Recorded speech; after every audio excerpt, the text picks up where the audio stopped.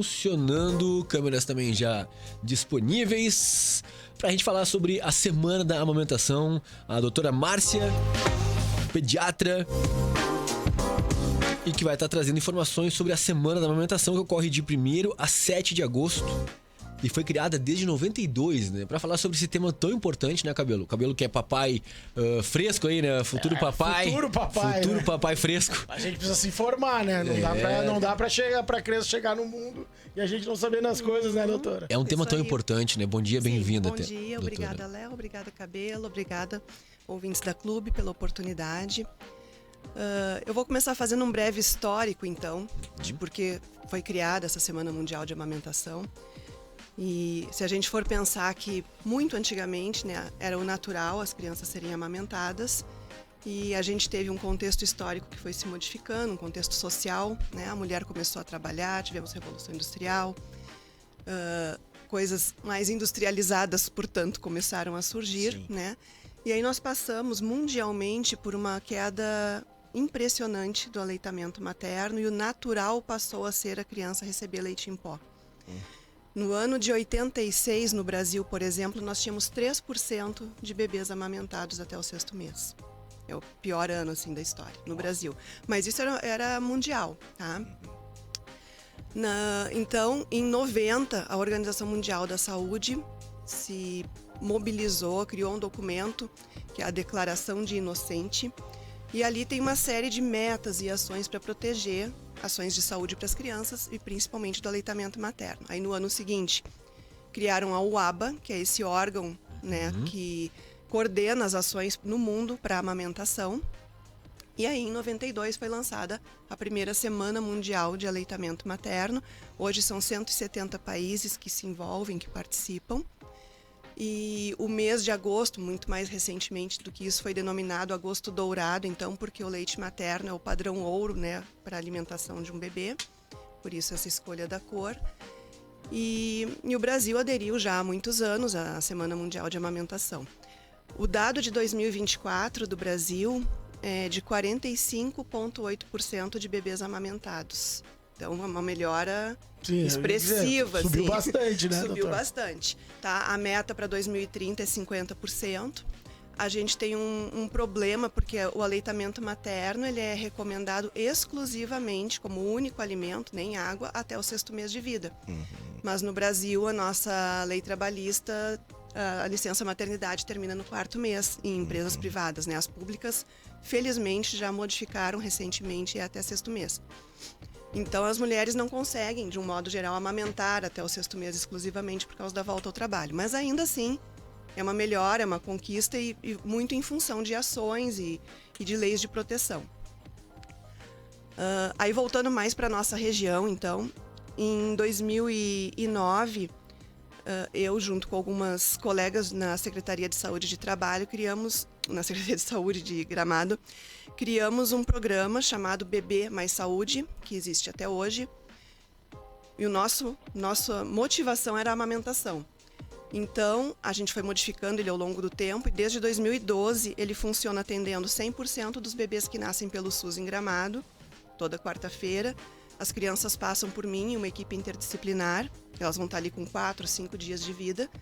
E além da consulta pediátrica, de enfermagem, da nutricionista, a gente faz esse foco em amamentação. Porque ao contrário do que a gente possa pensar assim, que a amamentação era para ser um processo super natural e simples, o que a gente vê é que quase 90% das mães têm dificuldade com a amamentação na primeira semana.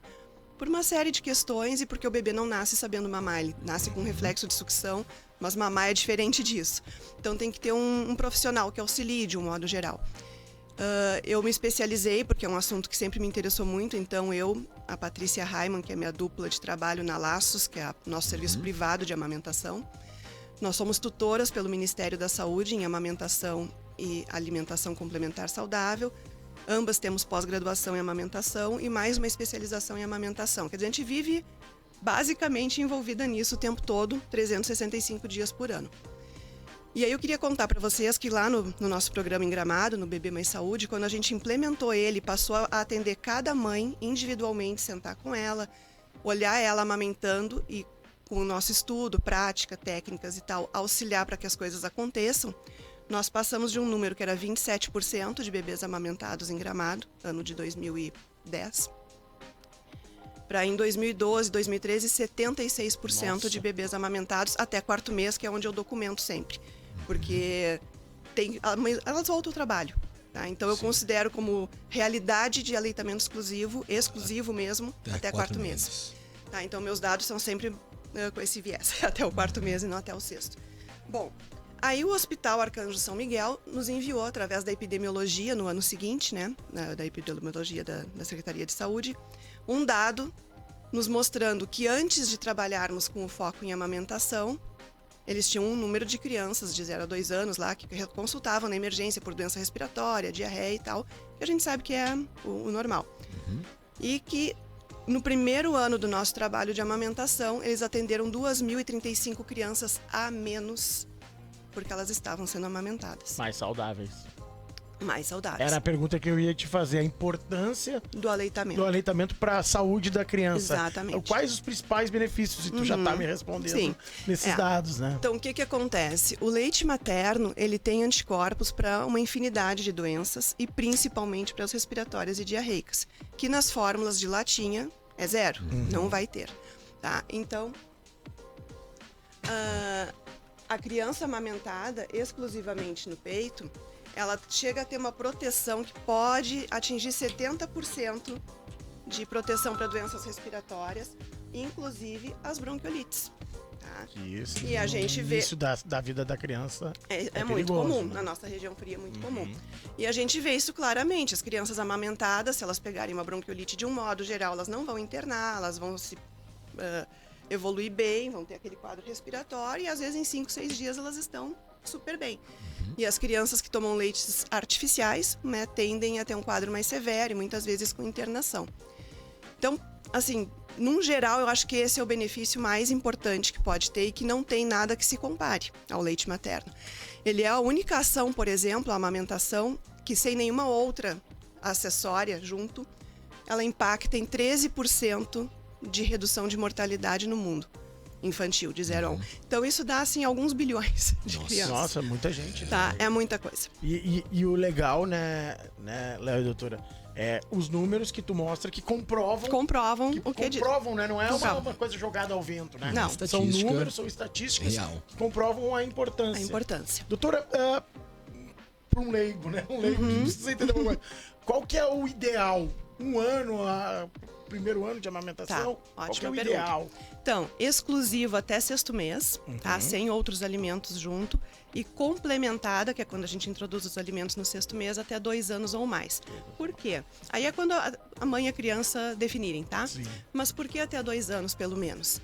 Porque o cérebro da criança se desenvolve muito até 2 anos de idade. Uma boa parte do amadurecimento cerebral do ser humano ocorre nessa faixa etária. E o leite materno tem substâncias que vão fazer a capinha dos nossos neurônios, a gordurinha que envolve os neurônios, tá? Só tem lá.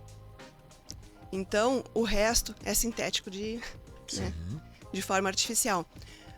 Então, isso já faz uma diferença enorme para desenvolvimento cognitivo, inteligência, para todo o corpo, na verdade. Então, é recomendado até 2 anos. Hoje, a gente já tem muitas estratégias no nosso governo de apoio para a mulher que volta ao trabalho, algumas coisas de legislação, para que haja uma proteção, que não se tenha mais uma ideia, que era muito dos anos 80, por exemplo, ou 90, que vai voltar a trabalhar e acabou a amamentação e agora é outro leite e as comidas. E era isso. E não precisa ser assim. A gente pode introduzir os alimentos e continuar amamentando.